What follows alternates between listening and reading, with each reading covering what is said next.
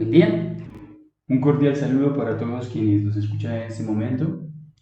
Dentro de la asignación de clase denominada Instrumentación y Monitoreo de taludes, vamos a desarrollar el tema correspondiente a otras tecnologías para instrumentación y monitoreo de taludes. El grupo está conformado por los ingenieros Diana Moriano, Jenny Gallardo, Emerson Tulcán y David Delgado. El artículo base que se consultó para desarrollar la presentación se denomina El papel actual y futuro de la instrumentación y el monitoreo en el desempeño de los taludes de la infraestructura de transporte, producido por un grupo de investigadores de varias universidades del Reino Unido y otros países de Europa y publicado por la Sociedad de Geología de Londres en la revista trimestral de Ingeniería, Geología e Hidrogeología. En la actualidad, las nuevas formas de instrumentación y la capacidad cada vez mayor del área informática e Internet para administrar, procesar grandes cantidades de datos, brindan oportunidades interesantes para desarrollar nuevos sistemas de monitoreo, así como imponen desafíos en diferentes áreas de la ingeniería para aprovechar los adelantos tecnológicos en diferentes campos y aplicarlos en la rama de la estabilidad de taludes y deslizamientos de tierra. De acuerdo al artículo que nosotros consultamos y en el cual se basa nuestra presentación, hemos diferenciado las técnicas e instrumentos en tres partes. La primera, instrumentos técnicas para monitoreo de la deformación de la superficie. La segunda, instrumentos técnicas para la medición o monitoreo de la deformación de la subsuperficie. Y la tercera, instrumentos o técnicas para monitoreo de las condiciones subsuperficiales del talud. En la presentación mencionaremos la técnica y resaltaremos los aspectos relevantes de algunas de ellas. Empezamos pues con los instrumentos o técnicas para el monitoreo de la deformación de la superficie de talud, donde se encuentran métodos como el conocido GPS o sistema de posicionamiento global, la fotogrametría digital y los sensores remotos.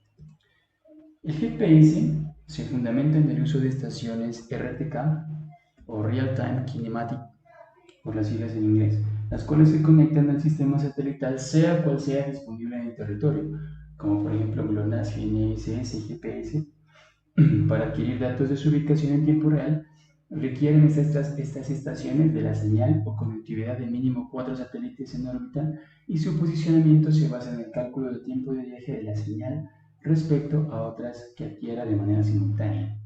El sistema puede tener una precisión de menos de 0.01 metros y es actualmente utilizado para el monitoreo de movimientos en masa, como es el caso de este talud que se ha traído como ejemplo ubicado en la Nueva Zelanda, donde se instalaron 4 estaciones RTK durante 3 años, de 2008 a 2011, para tomar datos de desplazamiento horizontal y vertical en razón a su posicionamiento global.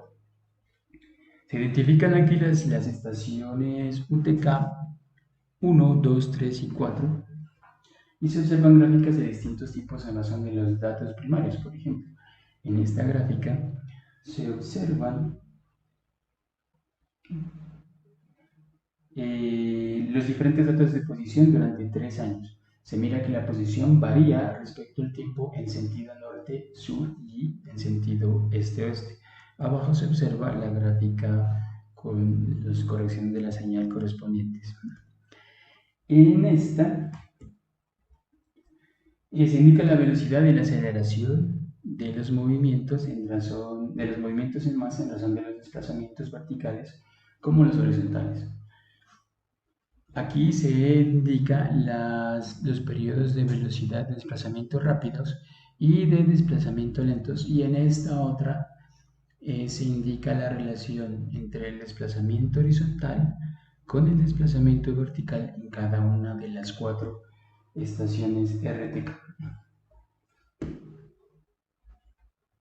La fotogrametría es la reconstrucción tridimensional de la topografía de la superficie a partir de fotografías superpuestas tomadas desde diferentes posiciones. La precisión depende principalmente de la resolución de la foto y del número de fotografías superpuestas. Se pueden utilizar tanto fotogrametría aérea, por ejemplo, utilizando aviones, vehículos aéreos tripulados o no tripulados UAV, o fotogrametría terrestre. Se muestra en el ejemplo una fotogrametría obtenida mediante un helicóptero a control remoto, el cual pues, nos evita levantar directamente el terreno del talud colapsado. Aquí podemos ver la triangulación, podemos ver el modelo tridimensional y la proyección de cortes a realizar en el terreno con la información 3D tomada. Acá otros ejemplos de fotogrametría en la referencia 4. Acá tenemos una fotogrametría de levantamiento de una falla subsuperficial. Acá otra también de ese tipo parece una mina. Y acá el levantamiento de una falla que se puede ver a nivel de superficie. Aquí tenemos la superposición de imágenes, el movimiento digital de terreno, el modelo digital de elevaciones. Acá tenemos el ortofotomosaico rectificado y acá tenemos ya el análisis de la estructura geológica en el contorno de la falla. Al igual que métodos como los sensores remotos, la fotogrametría realizada en diferentes periodos de tiempo muestra las deformaciones que ha tenido el talud, permitiendo monitorearlo. Bueno, siguiendo con el tema, entonces tenemos deformaciones de la superficie y en estos tenemos lo que se refiere a sensores remotos. Los sensores remotos son instrumentos o dispositivos capaces de observar, medir o detectar un cambio de las propiedades físicas de un objeto sin estar en contacto con él. Esta observación necesita de una fuente de energía, ya sea natural o artificial, con el fin de obtener información del objeto observado. Si existe interacción energética natural entre la Tierra y el sensor, como lo es la reflexión de energía solar, estos se denominan sensores pasivos. Por otro lado, cuando la interacción energética depende de una fuente artificial de emisión propia, estos se denominan detectores activos. La salida de radiación emitida o reflejada de la superficie terrestre es un fenómeno continuo en 4 dimensiones: espacio, tiempo, longitud de onda y radiancia. Un sensor debe muestrear en este medio continuo discretizando la propiedad de análisis. El modo en que esta discretización se lleva a cabo define los 4 tipos de resolución con los que se trabaja en teledetección. Estas pueden ser la espacial, la espectral, radiométrica y por último temporal. Entonces, en esta imagen se puede ver más o menos cómo se hace el procesamiento de datos con los sensores remotos. Entonces, primero que todo, pues esto tiene que ver mucho con el procesamiento de imágenes y lo primero que se tiene que hacer es hacer la adquisición de datos. El segundo paso sería el procesamiento de imágenes y con este procesamiento de imágenes podemos identificar los posibles deslizamientos. Como cuarto punto, pues tenemos la validación de datos, que puede ser con inspección visual en campo, y por último, la evaluación evolutiva de los deslizamientos. Entonces, estos sensores remotos tienen una precisión de metros a milímetros. Su resolución temporal es bajo, de medio a bajo, restringido por el tiempo requerido para el levantamiento, en el caso de levantamientos terrestres y aéreos. La resolución espacial es alta, son nubes de puntos DEM de alta precisión, donde se monitorean las deformaciones para todo el sitio de estudio. La aplicación de este método de sensores remotos es un poco limitada debido al costo y el tiempo. El postprocesamiento de datos es relativamente complejo. La resolución temporal depende de la órbita terrestre, es decir, el tiempo entre la adquisición de datos repetidos en la misma ubicación. Bueno, como segundo método tenemos la fibra óptica. Y entonces, en este caso, el objetivo principal de una fibra óptica es que sea capaz de transportar luz a través de ella y que ésta no sea transmitida al medio exterior. Los componentes que forman una fibra óptica son un núcleo, una corteza que rodea el núcleo, un recubrimiento para proteger los componentes anteriores del exterior. Entonces, con este método de fibra óptica se puede hacer una determinación de la deformación aplicada localmente a un solo cable de fibra óptica mediante análisis en el dominio del tiempo de los espectros de frecuencia y los pulsos de luz retrodispersados. Cambios de frecuencia causados por cambios en la densidad de la fibra pueden realizar análisis en el dominio del tiempo que permite determinar la deformación. Como precisión tenemos el 0.2% de la deformación para una resolución espacial de 1 metro. En resolución temporal es alta y con una monitorización continua de instalaciones permanentes. Para este caso no hay una medida absoluta para los desplazamientos. El costo es relativamente alto. Hay necesidad de corregir efectos de temperatura, requiere un procesamiento complejo. También se puede utilizar bajo la superficie, ampliamente utilizado para medir tensión de elementos estructurales. Y como tercer punto tenemos el acelerómetro o geófono, que es un método ampliamente usado. Entonces, el acelerómetro mide de forma rápida y sencilla la aceleración, el desplazamiento y la velocidad de oscilación para comprobar vibraciones en máquinas y componentes. Permite medir vibraciones en los tres ejes, en el eje X, Y y Z. Esto permite detectar con mucha precisión defectos y desequilibrios. Se registra la velocidad o aceleración de la superficie del suelo en respuesta primero a terremotos como desencadenante de la desestabilización, segundo a movimientos de deslizamiento rápido. Por lo general se mide empleando masas magnéticas montadas en resortes que se mueven dentro de bobinas de alambre que generan señales eléctricas. Los acelerómetros del sistema mecánico microchip MEMS se utilizan ampliamente.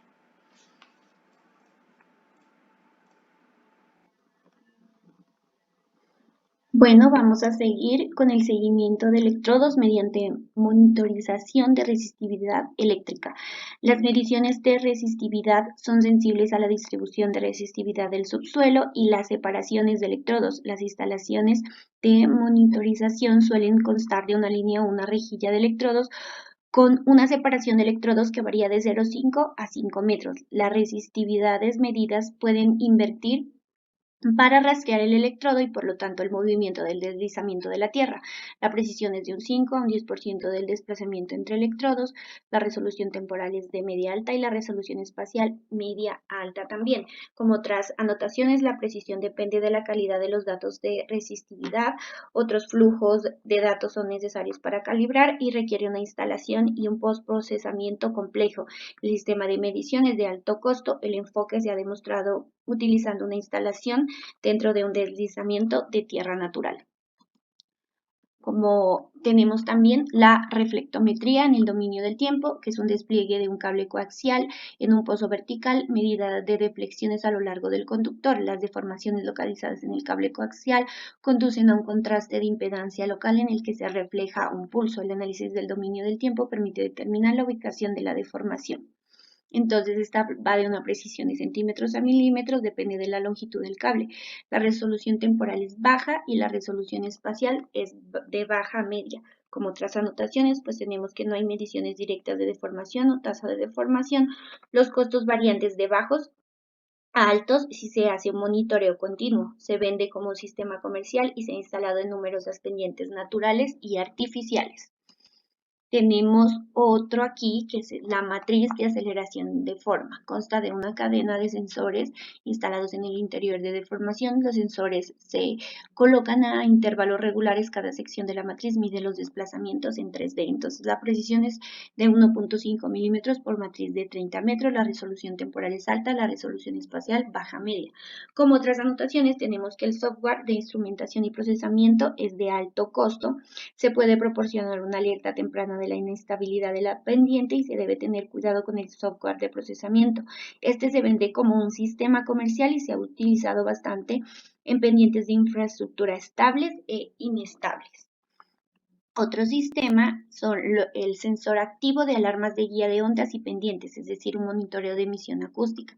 Consta de una guía de ondas de acero, es decir, como un conductor de señales de emisión acústica, y un relleno granular angular. La deformación de la pendiente de anfitrión causa la deformación del relleno granular, creando señales de emisión acústica de alta energía que viajan a lo largo de la guía de las ondas. Entonces, aquí se puede ver la aceleración y la deceleración de movimientos. La precisión pues es diferente dependiendo de las tasas de movimiento y del orden de magnitud. La resolución temporal es alta y la resolución espacial va de baja a media. Como otras anotaciones tenemos que es sensible a velocidades lentas y a pequeños desplazamientos, más aplicable a pendientes que fallan a lo largo de una superficie cortante definida Y la instrumentación pues tiene un costo relativamente bajo, puede proporcionar alertas tempranas de la inestabilidad de la pendiente, y este también se utiliza más en instalaciones en deslizamientos de tierra natural.